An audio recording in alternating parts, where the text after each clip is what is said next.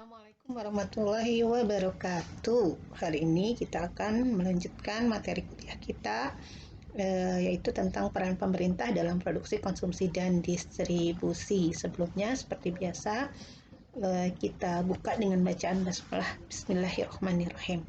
Semoga apa yang kita pelajari hari ini memberikan keberkahan dan kebaikan buat kita semua. Dalam bahasan hari ini, kita akan membahas tentang peran pemerintah dalam produksi, konsumsi, dan distribusi, serta optimalisasi dari fungsi hizbah di masyarakat. Pemerintah adalah pemegang amanah Allah untuk menjalankan tugas-tugas kolektif dalam mewujudkan kesejahteraan dan keadilan, serta tata kehidupan yang baik bagi seluruh umat. Jadi Islam itu salah satu ajaran yang mewajibkan adanya pemerintahan, atau biasanya dalam Islam itu disebut kekhilafahan. Jadi dalam berdirinya perlu ada satu khilafah atau pemerintahan. Kenapa? Karena untuk menghasilkan sebuah tata kehidupan yang baik bagi seluruh umat, ada peran-peran yang itu memang tidak bisa dilaksanakan oleh individu, di mana yang bisa melaksanakan hal itu adalah pemerintahan. Nah, dalam pandangan Islam sendiri, peran pemerintah itu didasari oleh beberapa argumentasi. Pertama adalah derivasi dari konsep kekhalifahan atau turunan dari konsep kekhalifahan. Kemudian yang kedua, konsekuensi adanya kewajiban kolektif atau fardu kifayah. Kemudian adanya kegagalan pasar dalam merealisasikan falah. Yang pertama, pemerintahan itu adalah turunan dari konsep kekhilafahan. Jadi peran pemerintah itu ada karena dalam Islam sendiri ketika Rasulullah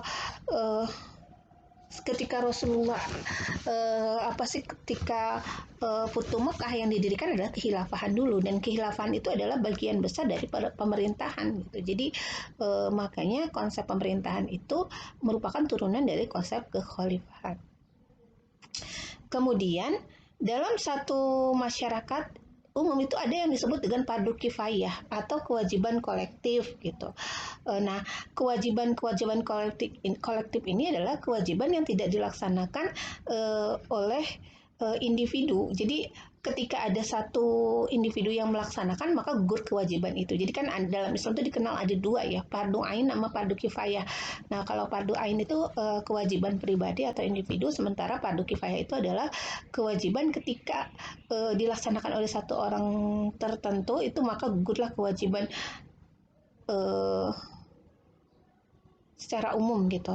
Nah, ini artinya apa? Ini artinya harus ada yang melaksanakan kewajiban kolektif tersebut. Makanya ketika individu itu tidak melakukan, maka harus ada orang yang melakukannya. Nah, itu salah satunya adalah bisa ditunjuk oleh pemerintah, ataupun pemerintah itu sendiri yang melaksanakan, atau kita sebut bahwa untuk untuk kewajiban kolektif itu menjadi bagian peran dari pemerintahan. Kemudian kegagalan pasar. Jadi dalam pasar seperti diketahui bersama bahwa ekonomi Islam itu mengandalkan mekanisme pasar dalam pembentukan harganya. Tetapi karena karakteristik manusia yang luar biasa, dalam artian ada unsur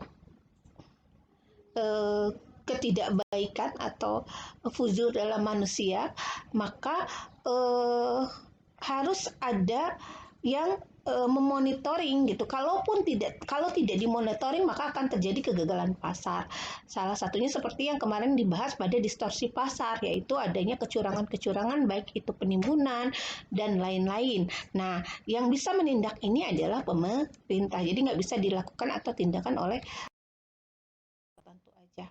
Kemudian adanya kewajiban pemerintah di sini.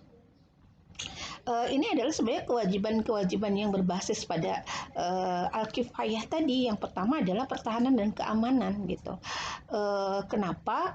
ya harus ada yang menjaga keamanan dan pertahanan dan keamanan gitu supaya warga negara itu bisa melakukan aktivitas dengan tenang dan nyaman. Kemudian penegakan keadilan.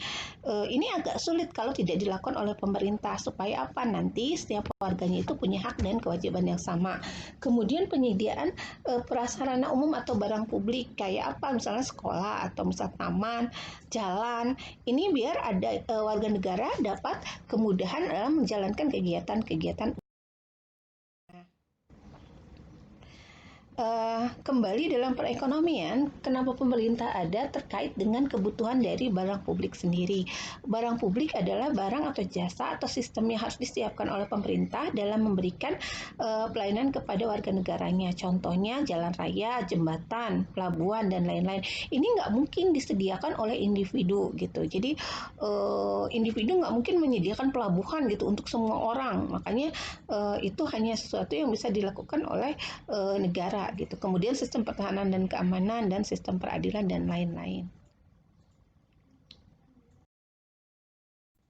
Nah, sehingga tadi pengadaan barang publik dilakukan oleh pemerintahan. Nah, sifat-sifat barang publik itu yang pertama tidak eksklusif. Jadi, pemilik barang tidak bisa mencegah seorang untuk menggunakan barang tersebut dan pengguna barang biasanya tidak dipaksa untuk membayar, misalnya jalan raya atau masjid dan lain-lain. Tidak ada persaingan dalam penggunaan barang publik. Jadi, tidak biasanya satu orang yang menggunakan satu barang publik itu tidak menyebabkan kepuasan orang lain untuk menggunakan barang tersebut menjadi berkurang. Contohnya menghirup udara atau misalnya taman dan sebagainya.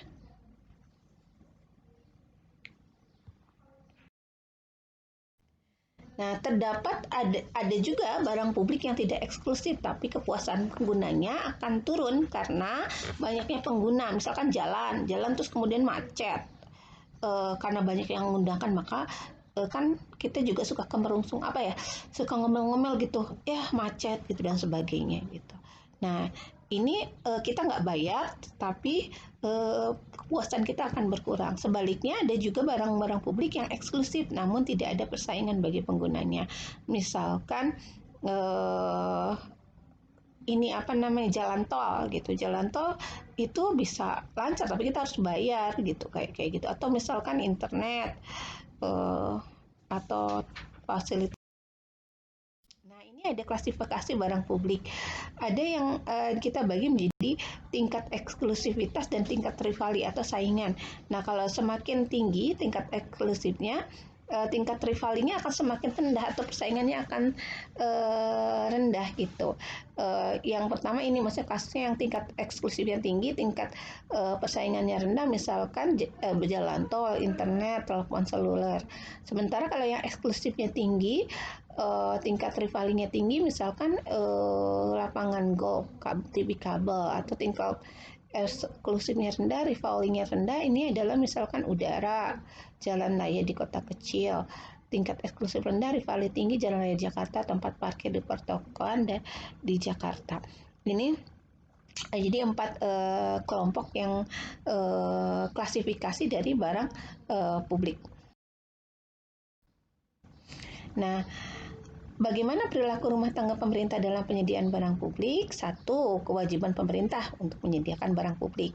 Pemerintah memiliki keterbatasan dana pastinya untuk menyediakan seluruh barang publik yang dipergunakan warga negara. Oleh karena itu, pemerintah dapat mengajak rumah tangga perusahaan untuk jadi bekerja sama dengan perusahaan untuk menyediakan barang publik, terutama untuk barang publik yang memiliki rival tinggi seperti internet, telepon seluler, lapangan golf, TV kabel, dan lain-lainnya. Untuk barang publik yang memiliki tingkat rivalnya rendah, nah ini yang memang harus disediakan oleh pemerintah. Kenapa? Karena biasanya perusahaan tidak tertarik untuk menyediakan barang publik dengan rival yang rendah. Kenapa? Karena itu tidak ada aspek komersial. Nah, sementara fungsi pemerintahan sendiri dalam perekonomian ada 3. Yang pertama adalah alokasi, yang kedua stabilisasi. Nah, yang alokasi ini adalah bagaimana pemerintah harus menentukan seberapa besar sumber daya yang dimiliki untuk dipergunakan dan untuk memproduksi barang-barang publik. Jadi seberapa besar yang akan digunakan untuk memproduksi barang-barang individu. Jadi alokasi itu bagaimana pemerintah menentukan porsi antara seberapa banyak sih harus memproduksi barang publik, seberapa banyak sih harus memproduksi barang yang bersifat individu. Kemudian pemerintah juga harus menentukan dari barang publik yang diperlukan oleh warga. Jadi seberapa besar yang harus disediakan oleh pemerintah dan seberapa besar yang dapat disediakan oleh rumah tangga perusahaan. Ini adalah bagian dari fungsi alokasi pemerintah dalam perekonomian. Distribusi ini adalah pemerintah harus menentukan kebijakan agar tadi yang alokasi sumber daya ekonomi dilakukan secara efisien. Juga pemerintah harus membuat kebijakan agar kekayaan terdistribusi secara baik. Misalnya ada kebijakan perpajakan, subsidi, pengentasan kemiskinan, transfer. Jadi ini semua adalah kebijakan-kebijakan dalam rangka pemerintah untuk mendistribusikan kekayaan ataupun pendapatan yang merata di seluruh tatanan masyarakatnya.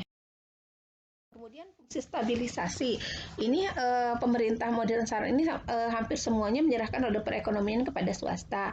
Jadi pemerintah lebih berperan sebagai stabilitator ya untuk menjaga perekonomian agar dia berjalan normal. Biasanya yang dilakukan adalah menjaga agar permasalahan yang terjadi pada sektor perekonomian tidak merembet ke sektor lainnya, menjaga agar kondisian perekonomian kondusif, inflasi terkendali, sistem keamanan terjamin, dan kepastian hukum berjalan. Biasanya ini lebih ke arah aspek makroekonomi. Sekarang bagaimana dalam Islam? Kewajiban negara dalam Islam mengawasi kegiatan ekonomi untuk mencegah orang-orang yang lemah sisi keimanannya dari penyimpangan dalam kegiatan ekonomi dari jalan yang benar. Jadi pemerintahan itu mencegah orang-orang yang memiliki kelemahan iman sehingga dan mereka itu memiliki potensi untuk melakukan kecurangan. Kemudian pencegahan dari memakan harta orang lain dengan cara batil, dan pengawasan tersebut juga mencegah segala sesuatu yang mempengaruhi kebebasan transaksi dan proses perdagangan. Mencegah persaingan yang seharusnya antara kegiatan ekonomi yang berbeda-beda. Jadi intinya sih kewajiban negara dalam Islam terkait dengan perekonomian adalah mencegah terjadinya kecurangan sehingga semua proses ekonomi itu dapat berjalan dengan. Sementara itu, menurut Yusuf Qaradawi, fungsi dan peran negara adalah menjamin kebutuhan minimal rakyatnya, kemudian memberikan pendidikan dan pembinaan supaya masyarakat itu memiliki kualitas hubungan yang baik dengan Allah gitu, sehingga keimanan itu meningkat. Kenapa seperti itu? Karena dalam Islam keimanan itu tolak ukur utama gitu. Kemudian peran dan fungsi negara menurut Hasanuজ্জাman yaitu membuat kebijakan dan legislasi untuk pertahanan negara, pendidikan dan penelitian, terus pembangunan pengawasan moral sosial, hukum, kesejahteraan publik. Sementara menurut M.N. Siddiqui, fungsi dan peran negara itu adalah menjadi fungsi yang menjadi tugas dari syariat, di mana negara merupakan memiliki tugas yang secara spesifik terangkum dalam Al-Quran dan dibenarkan oleh para fuqaha. Contohnya adalah fungsi pertahanan, ketertiban umum, pelarangan riba, dan implementasi zakat. Kemudian yang kedua adalah fungsi turunan dari syariat. Ini ijtihad, hasil dari ijtihad untuk kondisi-kondisi dalam situasi kontemporer. Biasanya tetap berbasis pada Al-Quran dan Sunnah. Misalnya fungsi negara menjaga lingkungan dan masalah-masalah sosial. Kemudian ada fungsi yang sudah ditugaskan oleh masyarakat melalui syuro atau parlemen. Di sini merupakan permintaan masyarakat melalui mekanisme yang dibenarkan syariat. Contohnya adalah menyediakan fasilitas publik seperti air bersih, listrik, dan rumah. Nah, sekarang produksi, konsumsi, dan distribusi ini adalah bagian dari ibadah seorang hamba, sehingga harus disesuaikan dengan syariah. Dan pemerintah atau penguasa dalam Islam merupakan seorang yang bertanggung jawab atas kehidupan masyarakat. Keberlangsungan produksi, konsumsi merupakan tanggung jawab pemerintah. Nah, jadi di sini kita lihat bahwa peran pemerintah tidak hanya dalam hal makro, tetapi juga dalam hal mikro. Tidak hanya membuat regulasi, tapi melihat bagaimana dampak regulasinya dan melakukan pengawasan baik. Nah, Produksi dalam Islam hakikatnya merupakan manifestasi peran seorang manusia sebagai khalifah. Nah, ini dalilnya banyak waktu kita produksi ya, diajarkan bekerja sama dengan jihad. Dalam satu riwayat, Rasulullah berperang di Tabuk, sejumlah sahabat melihat pemuda kesit yang sedang membawa hasil kerjanya. Berkata para sahabat, andaikan pemuda itu ikut berjihad dalam perang fisabilillah. Dan ketika ucapan itu sampai kepada Rasulullah, maka Rasulullah pun berkata, ketahuilah bahwa bila dia bekerja untuk kedua orang tuanya, maka dia berjuang di jalan Allah. Jika dia bekerja untuk mencukupi keluarganya, maka dia berjuang di jalan Allah. Dan jika dia bekerja untuk mencukupi dirinya, maka dia berjuang di jalan Allah. Dan jika dia keluar bekerja karena ria, maka dia berada di jalan setan. Ini artinya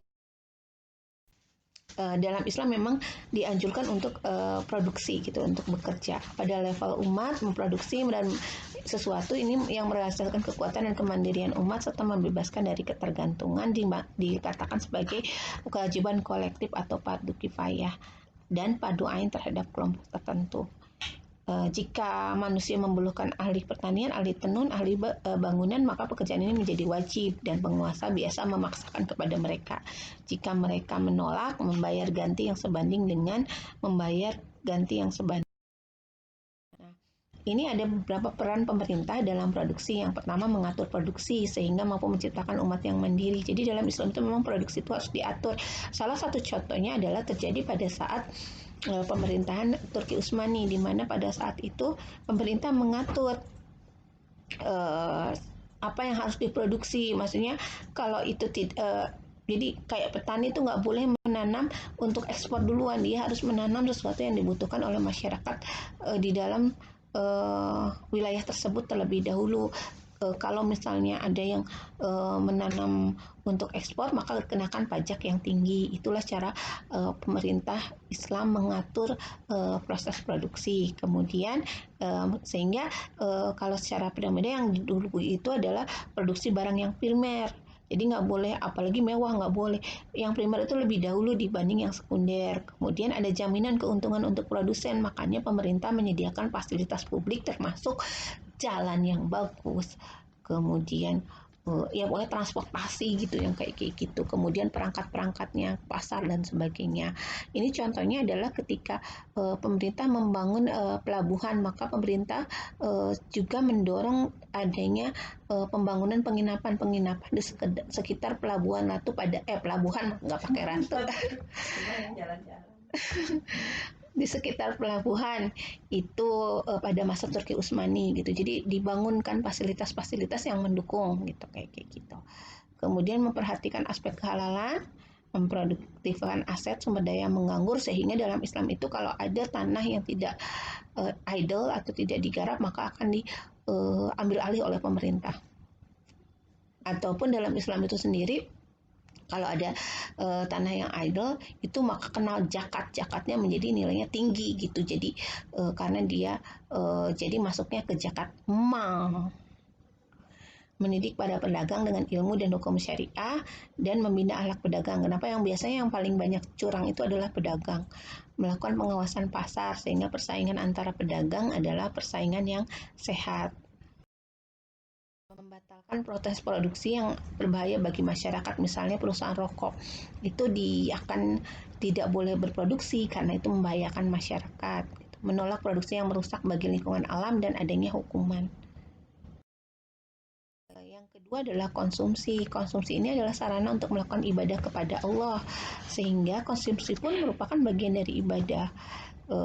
Kenapa? Karena tubuh kita itu adalah tempat untuk berdiamnya atau bersemayamnya ruh dan sarana dalam melakukan ibadah. Kalau misalnya tubuh kita nggak sehat, maka kita tidak bisa melakukan ibadah dengan baik. Maka melindungi tubuh dari konsumsi yang membahayakan adalah tujuan yang wajib. Prinsip konsumsi dalam Islam sederhana dan memperhatikan keseimbangan, mengkonsumsi yang halal, memperhatikan prioritas, memperhatikan konsumsi esok, memperhatikan tetangga, dan tidak untuk pamer atau riya. Bagaimana peran pemerintah dalam konsumsi? Pertama, menyediakan ketersediaan makanan untuk masyarakat secara umum dan masyarakat miskin secara khusus. Mendorong seorang muslim untuk bertanggung jawab terhadap keluarganya, memprioritaskan barang-barang primer, melarang konsumsi yang membahayakan, menganjurkan dan mendidik masyarakat untuk mengkonsumsi makanan yang baik, meminimalkan iklan yang menyesatkan masyarakat, memberikan contoh tentang gaya hidup sederhana. Jadi yang contoh itu, yang melakukan contoh gaya hidup sederhana adalah pemerintah dan para pejabat gitu. Jadi mereka harus mengkonsumsi sederhana sehingga masyarakatnya harusnya ikutan, bukan sebaliknya. Pengarahan dan pembinaan kepada masyarakat, terus adanya reward dan distribusi, pengaturan kepemilikan, unsur produksi, dan sumber kekayaan. Distribusi itu mencakup 3 hal, biasanya dakwah, sosial, dan pendidikan. Politik distribusi itu terkait dengan manajemen kepemilikan dan pendistribusian dari pemerintah dalam distribusi itu sendiri. Pertama, mengatur kepemilikan, penguasaan, dan pemanfaatan sumber daya alam, membuat kebijakan terkait dengan penerimaan masyarakat, gaji, tunjangan, dan lainnya, mengalokasikan dan mendistribusikan pemberian secara merata termasuk dalam jaminan sosial dan pemberdayaan harta-harta orang kaya. Sekarang kan ada permasalahan terkait dengan pendistribusian terutama jaminan sosial bagi masyarakat dalam masa pandemi ini. Dalam